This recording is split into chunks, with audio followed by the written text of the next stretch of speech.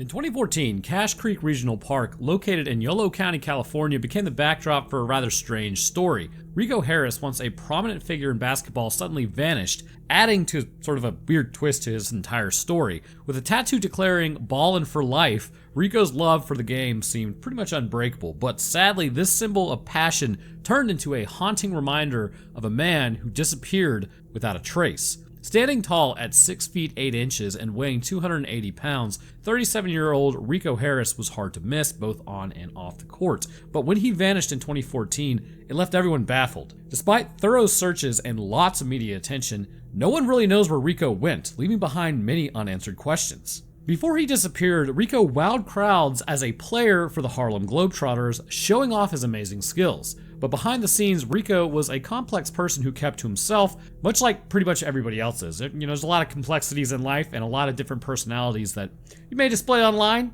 and you may not. You may display in basketball and you may not in real life, just how it happens. But people last saw Rico near Cache Creek Regional Park, adding to kind of the strangeness of everything that would follow. What was he doing there, and what exactly happened? Nobody knows for sure, which has left investigators puzzled even to this day. Since he disappeared, people have guessed about what may have happened, and some think something bad happened to him, while others think maybe he chose to just disappear on purpose. But one thing is for certain, Rico's absence is felt deeply, especially amongst basketball fans. Life wasn't easy for Rico Harris. His childhood was fairly tough, marked by his father's abuse, and his younger years were filled with troubles. But through it all, Rico never lost sight of his goal: to make it big in basketball, inspired by his hero Magic Johnson. His main drive was to just give his mom and siblings the good life that they deserved. Rico's love for basketball might have come from his dad, Henry Harris, who was a star player at the Idaho State University in the 70s. Henry met Rico's mom, Margaret Ferdinands,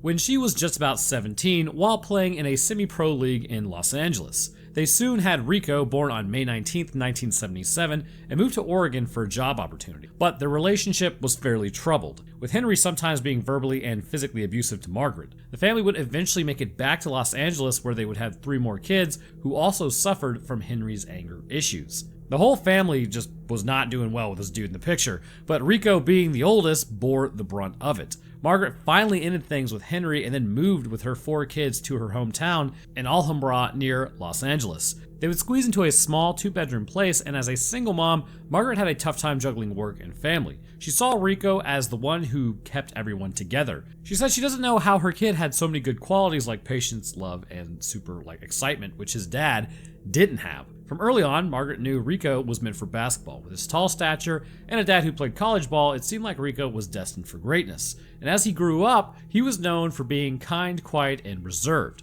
always with a smile on his face. People liked him a lot because he was hardworking and also very eager to help out if he needed it. He saw his life as a way to support his family, and even as a kid at Fremont Elementary School in Alhambra, he stood out because of his height. And by the time he was only 11, he was already playing basketball with adults at the Granada Park gym. Rico's talent was actually undeniable, and all he wanted was to make his life better and also his family's life better through basketball. Even at 15, towering at 6 feet 8 inches and weighing 215 pounds, he had a gift for shooting hoops, and he seemed fairly unstoppable. So he would go on to switch schools and join Temple City High School's basketball team to chase down this dream. And in just 2 years, Rico's impact was huge. He transformed Temple City High School from just like another team to kind of just be disregarded to a must-watch for scouts and basketball fans. At Temple City, Rico was the absolute star player. To stay focused, he stayed away from drugs and alcohol. He was quiet and kept to himself, struggling with school but shining on the basketball court. That all changed when he met Melinda Young, a bright girl with a supportive family. Rico did really well both socially and academically, raising his GPA to 3.0 while still dominating the court with 28 points and 15 rebounds per game during his senior year. Rico's talent caught the eye of the Long Beach Press-Telegram, earning him recognition as one of the top high school players in the Western United States during the 1994 to 1995 season. He shared this honor with the future NBA stars like Chauncey Billups, Paul Pierce, and then Jason Terry, all of whom went on to have successful careers in their league. His skills also drew attention from the renowned coaches, including Jim Herrick, a seasoned figure in the college basketball scene, and Herrick saw Rico as a valuable addition to the University of Rhode Island's team alongside players like Zach Marby and Lamar Odom. However, Rico faced a setback when he didn't perform well on these scholastic aptitude tests or SATs, causing the scholarship offer to fall through. Despite the disappointment, Rico had other opportunities ahead, offering new environments and chances for growth. Unfortunately, these opportunities also exposed Rico's vulnerabilities, leading to more harm than good in the long run. After graduating from high school, Rico enrolled at Arizona State University under the Proposition 48, which meant that he could only take classes during his freshman year to regain eligibility for athletics. Although he had the chance to play for various Division I basketball programs, he never did due to the mix of academic and personal challenges. Without his family and friends nearby, Rico struggled both academically and socially. In March of 1996, Rico faced legal trouble when he was arrested along with 2 teammates on a charge of unlawful imprisonment. They were accused of holding 2 women against their will and forcing them to perform physical acts. While all 3 were arrested, Rico was the only one not accused of the more serious assault charge. However, all charges against them were eventually dropped due to the inconsistencies in the women's stories. Despite this, ASU officials asked Rico to sit out another basketball season, a request which he would refuse to comply with. Feeling deeply embarrassed, Rico decided to return home to be closer to his mother and girlfriend Melinda. He then enrolled in Los Angeles City College, hoping for a fresh start. Rico found that fresh start and renewed hope at the 2-year community college. He set his sights on improving academically and earning eligibility to play for the University of Rhode Island under Coach Herrick. Rico's time at Los Angeles City College, or LACC, was nothing short of remarkable. He became the team's standout player, averaging an impressive 16.5 points and 14 rebounds per game. The highlight came during the 1996 to 1997 season when LACC clinched its first ever California Community College Athletic Association state title, with Rico unanimously named the tournament MVP. Also, try saying that name 5 times fast, that is borderline impossible. But despite his success, Rico's dreams of playing for Rhode Island slipped away again when he failed a psychology class due to excessive absences. There were rumors that he initially flunked the class in order to avoid moving far from home. Reluctantly, Rico returned to LACC for another season, at a decision that he would actually later regret. And during this time, he became less focused and more susceptible to his vices. Rico and his brother would spiral into heavy partying and drinking even during the day. Initially, his performance on the basketball court remained unaffected. However, LACC failed to secure a consecutive championship win, and Rico's behavior became increasingly disruptive. He was suspended for 6 games due to his drinking habits and grew distant from his friends and teammates, and ultimately ended his relationship with his girlfriend Melinda. Rico would make bold decisions to ignore offers from other 4-year college programs, feeling that they only valued him for his athletic prowess rather than his personal growth. Instead, he opted to enter the 1998 NBA draft, a move that garnered significant attention from scouts. He was even invited into the prestigious pre-draft camp in Chicago, but he withdrew shortly before it began, feeling unprepared. Upon returning to school, Rico surprised everyone by enrolling in California State University. This is unexpected, and it kind of raised a few eyebrows since no player of Rico's caliber, a potential NBA power forward,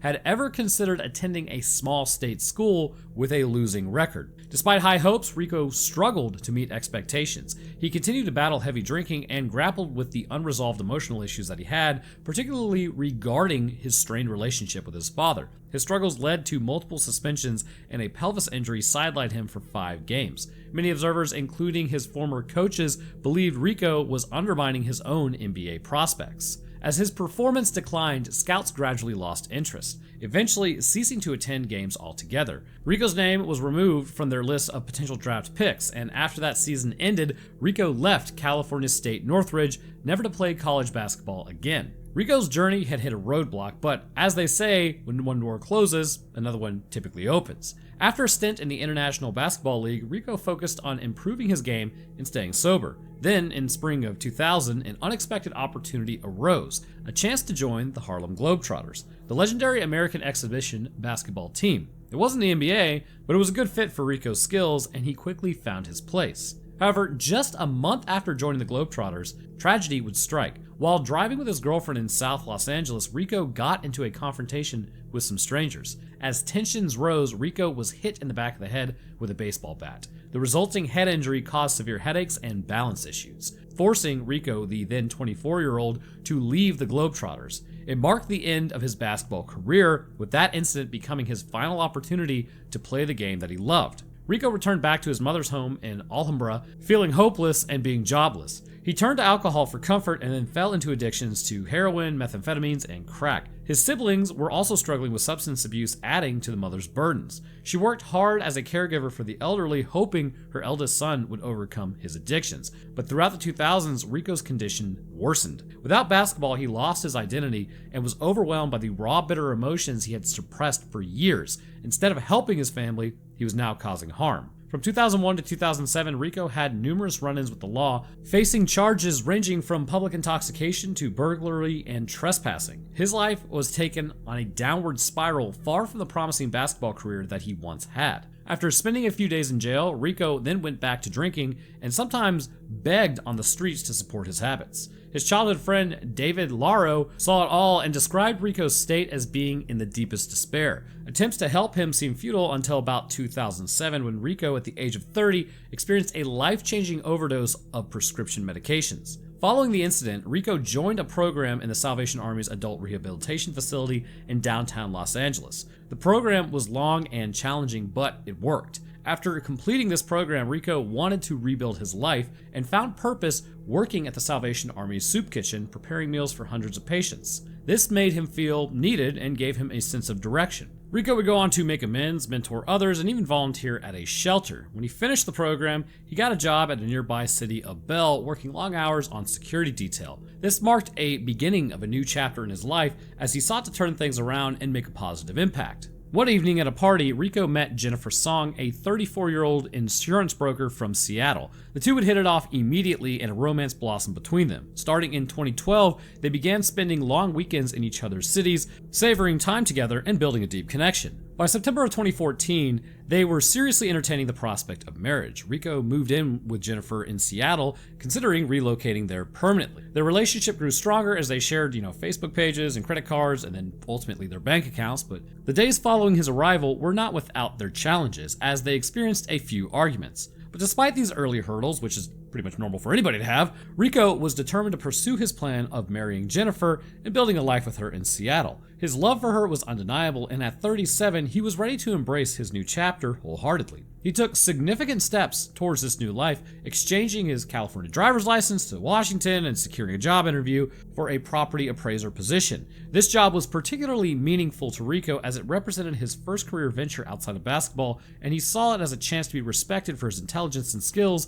rather than his physical prowess. So Rico realized that before starting a new part of his life, he wanted to make peace with his past. So he drove 1,100 miles from Seattle to Alhambra to visit his mom and his closest brother, hoping to fix some of their family issues. Jennifer mentioned that she thought he had realized some things and wanted to talk to her. He wanted her to trust him, really just trust them, and believe in their relationship. On the way to Alhambra, Rico then called his old friend David Lara and told him he wanted to have a family and kids. Rico got to his hometown around 2 a.m. on October 9th and stayed for a short time. He took his brother to dinner like the next night and then gave him a new cell phone and then talked to his mom alone. Maybe he had hoped to let go of his past, but when he left, he didn't seem like he had really found peace. His mom said that in their last conversation, he wasn't in a good place and needed to clear his mind. At 10:30 p.m., Margaret suggested that Rico go to bed before heading back to Seattle the next day, but Rico wanted to get back to Seattle for a job interview and a barbecue dinner with Jennifer's neighbors. So he left Alhambra before midnight on October 9th, driving north on Interstate 5.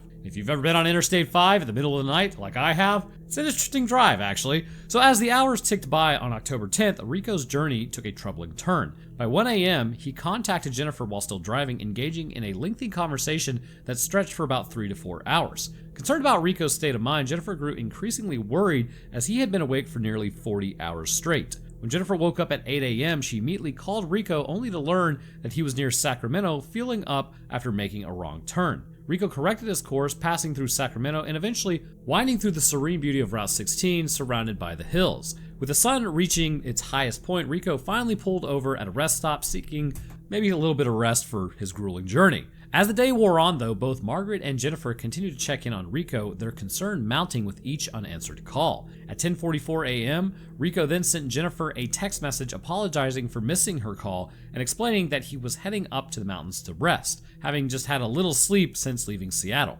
Despite his reassurances, Jennifer couldn't shake the feeling of unease that was starting to grip her. At 11:15 a.m., Rico made a fateful decision to turn off his phone, cutting off all communication with the outside world. Jennifer's frantic calls went unanswered, and as the day drew to a close, Rico seemed to vanish without a trace. In the days that followed, Jennifer and Margaret clung to the hope that Rico would return, as he had done once before during a very similar incident in San Diego. But as the hours stretched into days and then weeks, their hopes began to fade. Rico, the gentle giant with a troubled past, had disappeared once again, leaving behind only questions and uncertainty. On October 14th, with growing concern and mounting fear, Jennifer and Margaret made a difficult decision to report Rico missing to the Alhambra police. Almost immediately, an investigation was launched to uncover the truth behind Rico's disappearance. The same afternoon, a Yolo County deputy sheriff patrolling along California State Route 16 near Cache Creek north of Rumsey made a chilling discovery. He spotted a familiar black Nissan Maxima sedan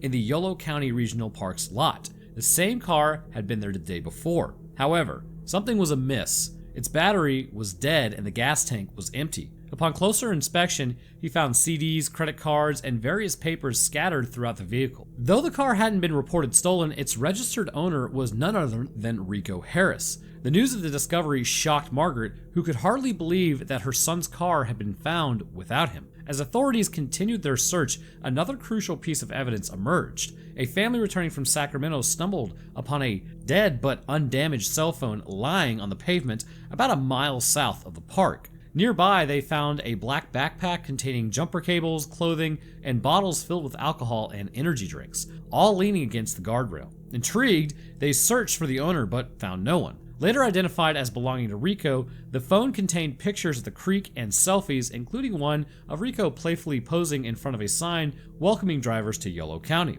Also, a recent video captured on the cell phone showed Rico sitting in his car with the camera facing the dome light. Loud music played as Rico rummaged through papers in the glove box, tossing them around. In the chaos, his wallet and its contents ended up scattered in the back seat among the papers. In a desperate search for Rico Harris, authorities spared no effort in scouring the rugged terrain of Cache Creek Canyon. All-terrain vehicles and helicopters combed the area, while an airplane equipped with a thermographic camera scanned from above. Search dogs were brought in to aid in the hunt, their keen senses sniffing for any trace of the missing man. The search covered a vast expanse, encompassing a 5-mile radius around the parking lot where Rico's car was found, as well as the 27 miles of Route 16 that wound through the canyon. Despite their exhaustive search efforts, there was no sign of the 6'8" ex-basketball player. Authorities were absolutely baffled how someone of Rico's stature could just seemingly vanish without a trace. Even though no one was really sure where Rico had gone, there was a bit of hope when people said that they saw him after he disappeared. 3 different people said that they saw a tall African-American man who looked like Rico on October 12th.